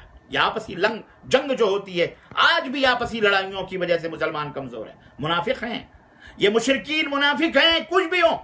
جی جناب, ان سے اتحاد نہیں ہو سکتا, ان کا علاج اللہ ہی بہتر جانتا ہے. آپس میں منافقوں نے الجھا دیا تھا. معاویہ نے 4 رجب سن 60 ہجری میں انتقال کیا. آپ نے تقریباً 20 سال بلا شرکت غیرے گورنری بھی کی تھی, گورنری 20 سال کی, اور 20 سال بلا شرکت غیرے خلافت بھی کی تھی. جی جناب, کل 40 سال تک آپ نے حکومت کی. اس 40 سالہ دور میں آپ نے منافقین کو اپنی چالیں نہیں چلنے دی. جناب علی اب اس کے بعد حضرت یزید ابن معاویہ رحمۃ اللہ علیہ کو خلیفہ بنایا گیا ہے. حضرت امیر معاویہ رضی اللہ تعالیٰ عنہ کی ایما پر آپ نے ولی عہد اپنی زندگی میں بنا دیا تھا. آپ نے منبر پر بیٹھ کے کہا تھا اللہ یزید کو میں نے ولی عہد بنایا ہے کہ میرے بعد اس سلطنت کو چلانے والا یزید ابن معاویہ ہوگا، لیکن اگر یہ برا ہے امت کے لیے تو اللہ اس کو ہمارے سامنے ہی ہلاک کر دے. چنانچہ حضرت یزید کو خلیفہ منتخب کیا گیا. یزید رجب کے مہینے سن 60 ہجری سے خلافت پر فائز ہوئے اور جمعرات 14 ربیع الاول سن 64 ہجری میں انتقال ہوا ان کا. یزید نے 3 سال 6 مہینہ خلافت کی. یزید نے بھی اپنے والد معاویہ کے نقش قدم پر چلتے ہوئے منافقین اور مشرکین کے گردن کو دبوچا، تعاقب کیا اور مسلمانوں کو متحد رکھا. یزید کے ہاتھ پر کئی صحابہ نے بیعت کیا. عبداللہ بن عمر رضی اللہ تعالیٰ عنہ مدینے کے اندر سے اپنے خاندان کو بلایا اور کہا میں نے یزید کے ہاتھ پہ بیعت کی ہے، تم میں سے کسی کو نہیں سننا چاہتا کہ کوئی کسی اور کے ہاتھ پہ بیعت کرے. سب اگر کسی نے کسی اور کے ہاتھ پہ بیعت کی ہم میں سے نہیں ہے. چنانچہ سبوں نے حضرت یزید کے ہاتھ پہ بیعت کی. جس طرح اللہ اکبر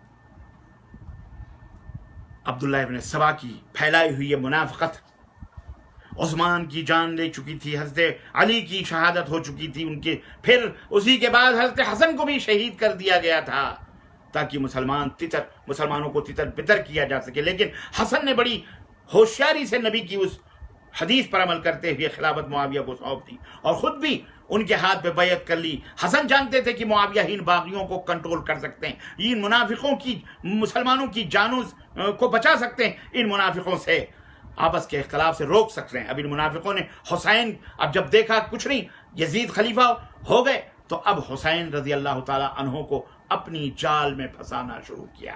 جی جناب علی آئیے یہ سلسلے بتاتے ہیں کہ حضرت کربلا میں حضرت حسین ابن علی رضی اللہ تعالیٰ عنہ کو کس نے شہید کیا، پھنسایا.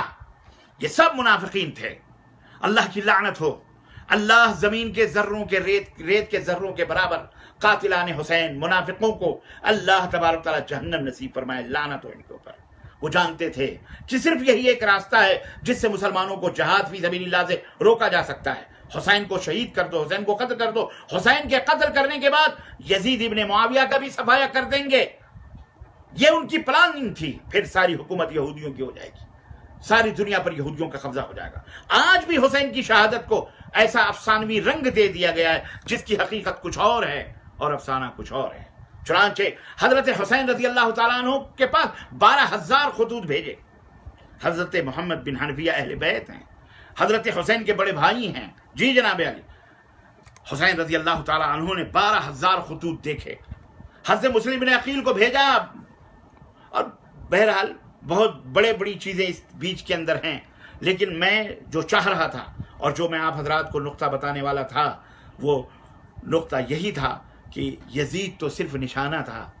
یزید کو صرف نشانہ بنایا گیا، اس کو ہتھیار بنایا گیا. اصل نشانہ حضرت حسین تھے. اصل نشانہ اسلام تھا. اصل نشانہ اسلام کی بڑھتی ہوئی، اسلام کا بڑھتا ہوا کارواں تھا. وہ چاہ رہے تھے کہ کسی طرح سے روکا جائے. حضرت حسین کو 12,000 خطوط، 60 آدمی مکے کے اندر آئے. حضرت حسین کے دائیں بائیں آگے پیچھے کوفی تھے.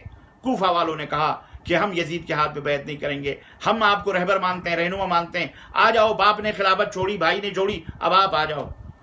حضرت عبداللہ ابن عباس جو ایک حساب سے چچا بھی لگتے تھے اور ایک حساب سے نانا بھی لگتے تھے، حضرت عبداللہ ابن عباس نے کہا کہ اللہ کی قسم میں دیکھ رہا ہوں حسین، میرے باپ کے بھائی، میرے بھائی کے بیٹے، تو مت جا، اس لیے کہ میں دیکھ رہا ہوں کہ کوفہ نے، اہل کوفہ نے تجھے، تیرے باپ کو نہیں چھوڑا، تجھے کیوں چھوڑیں گے. الغرض سبوں نے سمجھایا. لیکن 8 ذی الحجہ کو حضرت حسین ابن علی رضی اللہ تعالیٰ عنہ نے اپنے بال بچوں کو لے کر 72 آدمی تھے. یہ 72 کون تھے؟ سب خاندان رسالت کے یا حضرت حسین کے اہل و عیال ہی نہیں تھے سب، بلکہ یہ اور بھی لوگ تھے ان کے ساتھ. 72 کوئی 150 کی بھی تعداد بتائی جاتی ہے. الغرض حضرت حسین رضی اللہ تعالیٰ عنہ گئے اور نتیجہ آپ کو پتہ ہے کہ 12,000 خطوط ان منافقوں نے دیے تھے. گھیرا کربلا کے میدان میں لے کے گئے. اور آپ کو پتہ ہے جو کہانیاں آپ سن رہے ہو یہ سب انہی رافضی شیعوں کی کہانی، یہودیوں کی گڑی ہوئی کہانیاں، تاکہ کسی طرح سے یہ اسلام کے اوپر توپ دیں. جی جناب، اسلام کا نام لے کر اسلام کے اوپر تھوپ دیں، خود ہی قتل کر کے اور خود ہی واویلا اور شور مچا دیا جائے کہ یزید نے قتل کیا، یزید نے قتل کیا، اور قیامت تک کے لیے یزید کو اور اسلام کو بدنام کر دیا جائے، رسوا کر دیا جائے۔ جی، اور آج ہو رہا ہے یہ، آج دیکھیے غیر مسلمین بھی بھونک رہے ہیں، غیر مسلمین بھی کر رہے ہیں، اور غیر مسلمین تو غیر مسلمین، یہ سنی بنا ہوا اپنے آپ کو سن کر کے جو اسلام قبول کیا، اپنے آپ کو سنی کہتا ہے، سنی نہیں ہے تو سر سے لے کر پیر تک بدعتی ہے، اس کا مولوی، اس کے علامے، اس کے سب شیعوں کی روایتیں اور یہودیوں کی روایتیں سن کر کے بیان کر رہے ہیں اسٹیجوں پر اور ممبروں پر، جو اصلی حقیقت ہے اس کو بیان ہی نہیں کر رہے ہیں کہ اسلام اور کفر کی لڑائی ہے، اسلام زندہ ہوتا ہے ہر کربلا کے بعد، قتل حسین اصل میں مرگ یزید ہے، اسلام زندہ ہوتا ہے، ہم نے اسلام رسوا ہوا ہے، اسلام زندہ نہیں ہوا، اسلام کو رسوا حسین نے نہیں کیا، اسلام کو رسوا حسین کے قاتلوں نے کیا، جنہوں نے کوفہ کے میدان میں ان سبائیوں نے، ان یہودیوں نے، ان منافقوں نے گھیر کر جب انہوں نے دیکھا کہ حسین اب راز فاش کرنے والے ہیں، راز کھولنے والے، اور کھول دیا حسین نے، حسین رضی اللہ تعالیٰ نے راز کھول دیا اور کہا یہ 12,000 خطوط تم نے بھیجے تھے، ہم اس میں آئے ہیں، یہ بتاؤ کیا اس کا یہی سلسلہ ہے؟ کوفیوں، ہم تم سے پوچھنا چاہتے ہیں۔ کوفیوں نے سوچا اے فلاں، اے قبیلے فلاں قبیلے کے سردار، اے فلاں قبیلے کے سردار، سب کچھ، لیکن کوئی جواب نہیں، سب خاموش، سب خاموش۔ جب خاموش، سوچا کہ اس کو جلدی سے ختم کرو، یعنی بہت سارے قبیلوں کے نام لے کر کے ہم کو برباد کر دیں گے۔ یزید کو اگر پتہ، کیونکہ یہ سارے خطوط یزید کے پیچھے لکھے گئے تھے، چھپا کے لکھے گئے تھے، چوری چھپے لکھ کر کے بھیجا گیا تھا، اور یہ سارے کوفی اس کے اندر شامل تھے، کچھ بیچارے انجانے میں اور کچھ تو جو وہ تھے وہ تو جانتے ہی تھے۔ چنانچہ انہوں نے اس طرح سے حضرت حسین رضی اللہ تعالیٰ عنہ کو فوری طور پر شہید کر، باری باری خاندان نبوت کے ان چشم و چراغوں کو گل کیا گیا۔ حضرت حسین رضی اللہ تعالیٰ عنہ سے دشمنی یزید کی اور مسلمانوں کی اور دوسروں کی بتا کر کے ان چوروں نے خود ہی شور مچانا شروع کیا، چور مچائے شور، انہی چوروں نے، انہی قاتلوں نے خود ہی شور مچانا شروع کیا کہ ہائے، سینہ پیٹنا شروع کیا، گریبان چاک کرنا شروع کر دیا، اور آج جو آپ دیکھ رہے ہیں یہ سارے وہی ہیں، یہ سارے قاتلان حسین ہیں، یہ حضرت حسین کے قاتل ہیں، اللہ کی لعنت ہو ان کے اوپر، یا جن لوگوں نے بھی حضرت حسین یا خاندان نبوت کو، ان مظلوموں کو، ان بے گناہ لوگوں کو کربلا میں بلا کر دھوکہ دے کر کوفیوں نے قتل کیا، شہید کیا، اللہ تعالیٰ انہیں کے آل اولاد کے اوپر لعنت نازل فرمائے، انہیں ہلاک و برباد فرمائے، ذلیل و رسوا فرمائے۔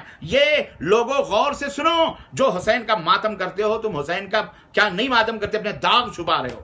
حضرت زین العابدین، حضرت ابو جعفر باقر بن حسین، جن کا لقب تھا زین العابدین رحمہ اللہ، 40 برس تک زندہ رہے، اس کربلے کی واقعے کے بعد 40 برس تک زندہ رہے۔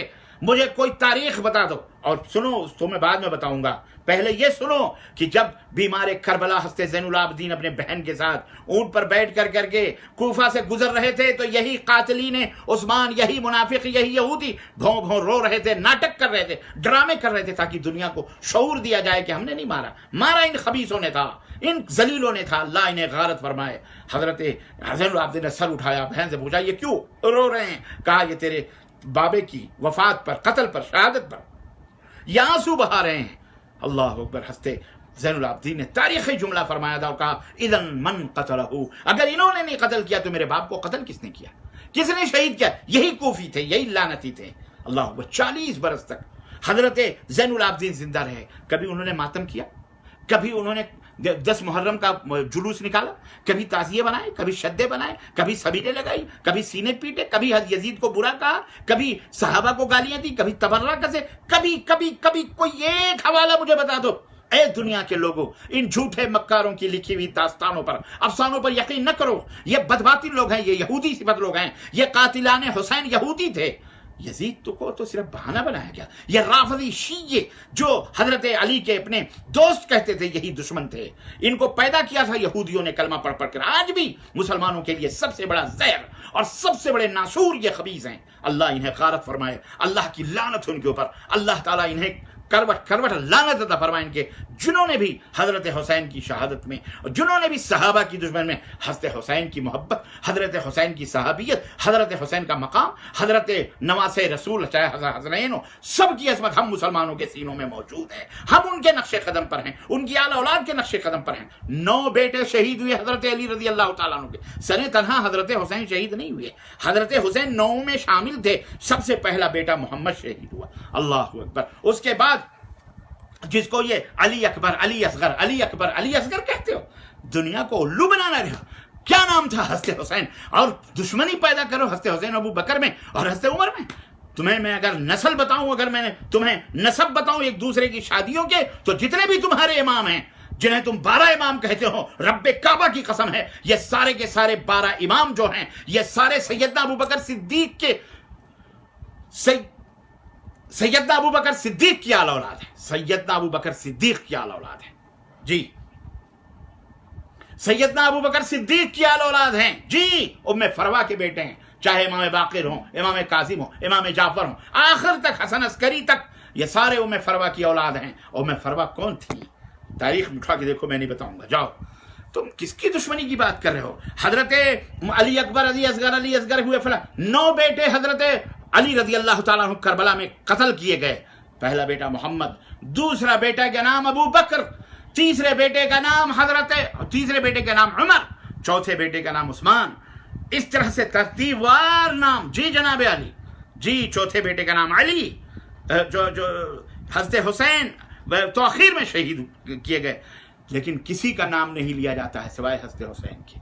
ये सब साजिश है। और फिर मातम किसका होता है? जिंदे जावेद का मातम होता है, शहादत का मकाम जो हासिल कर लेता है। हमारे अल्लाह ने कुरान में फरमाया, ला तक़ूलू वला तक़ूलू लिमन युक़्तलू फ़ी सबीलिल्लाह या अमवात, जो अल्लाह की राह में शहीद कर दिया उन्हें अमवात, उन्हें मुर्दा ना कहो, वो जिंदा है। अगर बेशक हज़रत हुसैन को मज़लूमियत की हालत में शहीद किया गया, लेकिन इस्लाम के नाम पर नहीं शहीद किया गया, कुफ्र के नाम पर नहीं शहीद किया गया। याद रखो, ये इस्लाम और कुफ्र की, इस्लाम को बचाने के लिए हजरत हुसैन रज़ी अल्लाह अन्हु नहीं गए थे। यजीद कोई बेईमानी का काम नहीं कर रहा था, यजीद से कोई बेदीनी काम नहीं हो रही थी, जैसे ये राफजी शीये बयान कर रहे हैं। नमाजें नहीं पढ़ते थे, रोजे नहीं रखता था, वो बेदीन था, वो शराब पीता था, वो ज़िना करता था, जलील मुतय की औलाद। इन सबको पता है ये सब बातें, ये जानते हैं ये सब क्या किया जाता था। ये सब इल्जाम आते हैं। हज़रत मोहम्मद बिन हनफिया के सामने कुछ लोग आए और उन्होंने कहा कि इस तरह से यजीद है, शराब पीता है, ये करता है, वो करता है। हज़रत मोहम्मद बिन हनफिया जो हुसैन रज़ी अल्लाह अन्हु के भाई हैं, उन्होंने कहा मैं तो एक जमाने से यजीद के पास था।